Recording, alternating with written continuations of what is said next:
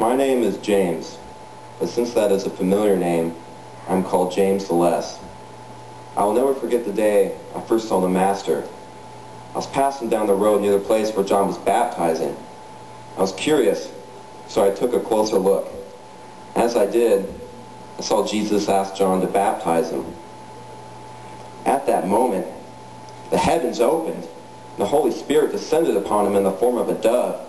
And we heard a voice from above call out, "Behold, this is my beloved Son, whom I am well pleased." Ever since that day, I devoted myself to being Jesus' disciple. Now to think, one of us is to betray him? Surely it's madness to think this is so. And I keep asking myself, is it I? Is it I?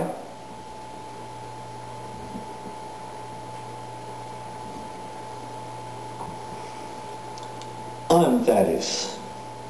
Jesus chose the 12 of us to be the cornerstones of the new kingdom, just as the 12 tribes of Israel were the cornerstones of the old Jewish kingdom. I remember, after a night of prayer, Jesus called us to him, and he gave us power and authority over unclean spirits. And then he commissioned us to go forth and preach that the kingdom of heaven is at hand. I was in Jerusalem when he gave the great invitation, and he said, "Come to me, all you who labor and are heavily laden, and I shall give you rest." Now, he who came to share men's burdens has had a burden thrust upon him, the knowledge that one of us would betray him. But who can it be? Is it the one we least suspect? Or will all of us betray him before this night is over? Philip? Peter? Judas? John? Or Thaddeus? Is it I? Is it I, Lord?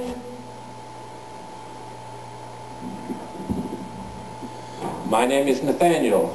As many of my brothers, I too am a simple fisherman. I was a disciple of John the Baptist, though it was my friend Philip who came to me and said, "We have found him in whom Moses and the law and the prophets had written about." "Nazareth," I said, though not in scorn, but to think that God would place his anointed in such an insignificant little town. Nevertheless, Philip said, "Come and see." When I saw Jesus, he looked at me and said, "There is a true Israelite in whom there is nothing false."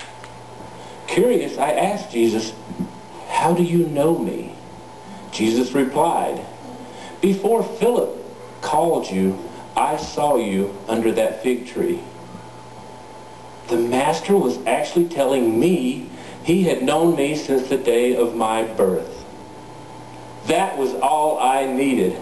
I believed. And now I find it so hard to believe that in our midst is someone who would betray the anointed of God.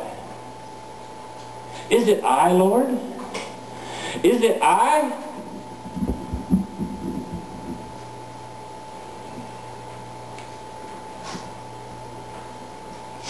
I am Simon, the Zealot. Before Jesus called me, I belonged to a group of hot-headed, bloodthirsty revolutionaries known of as the Zealots. We were all for armed rebellion against Rome and the reestablishment of King David's glorious kingdom of Israel. But now Jesus tells us of a new kingdom, the kingdom of the human heart, where God reigns supreme. Since then, he has told us about the conquest of the heart, which is the only true, sincere, and lasting conquest. I have completely and unconditionally surrendered my life to him. This surrender has not imprisoned me, but has set me free for the first time in my life. I am no longer afraid of Rome. She is mighty, but he is almighty. Now the Master calls and says, one of us is a spiritual Roman. There is a spiritual Roman among us. one who would do by force what should only be conquered by love. Is it Matthew? Is it the fisherman or his brother? Or does he suspect me, since I am the only former zealot among us? Lord, is it I? Is it I?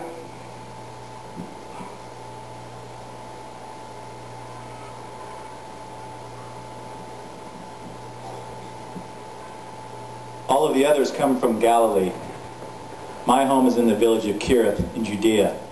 Hence I am known as Judas Iscariot. The others must have believed in me because they elected me their treasurer. And despite what they say behind my back about my impatience, stinginess, and ambition, Jesus believed in me. And if he hadn't, he would have chosen someone else in my place.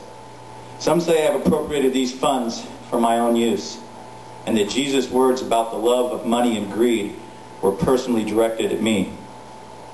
And the others keep reminding me Jesus was referring to me when he said, "Did I choose you 12, and one of you is the devil?"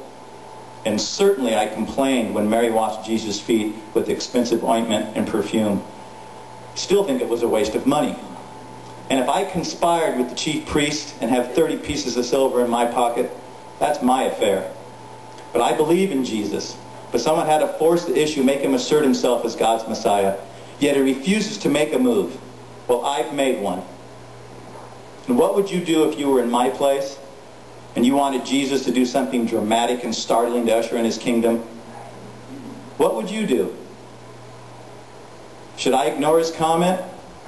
Or like the others, ask myself, is it I? Is it I? I am Peter, the fisherman. My brother Andrew and I were fishing on the Sea of Galilee one afternoon, casting our nets into the sea, when Jesus came and said to us, "Follow me, and I will make you fishers of men." I have seen with my own eyes miracles happen when you fish with Jesus. Whether you are fishing in the sea or for lost souls, the Master said that one of us would betray him. Tonight I promise to follow him even to death. And he warned me that I would deny him, and he prayed for me. Would I? Could I deny him? Was he referring to me when he said, "One of you will betray me"? If I knew who the scoundrel was, I'd pierce his heart or cut his tongue out with my dagger. Or maybe it would be my own heart that I pierce. God, let it not be so. Yet I keep wondering and saying to myself, is it I? Is it I? Each disciple asks himself if he could be the one to betray the Lord they had come to love. Yet only one knows in his heart that the deed is already done. For a mere 30 pieces of silver, he has sold his soul and sentenced the Lord, who loved him enough to die for the very sin he is now guilty of committing. In haste, he leaves to fulfill his task.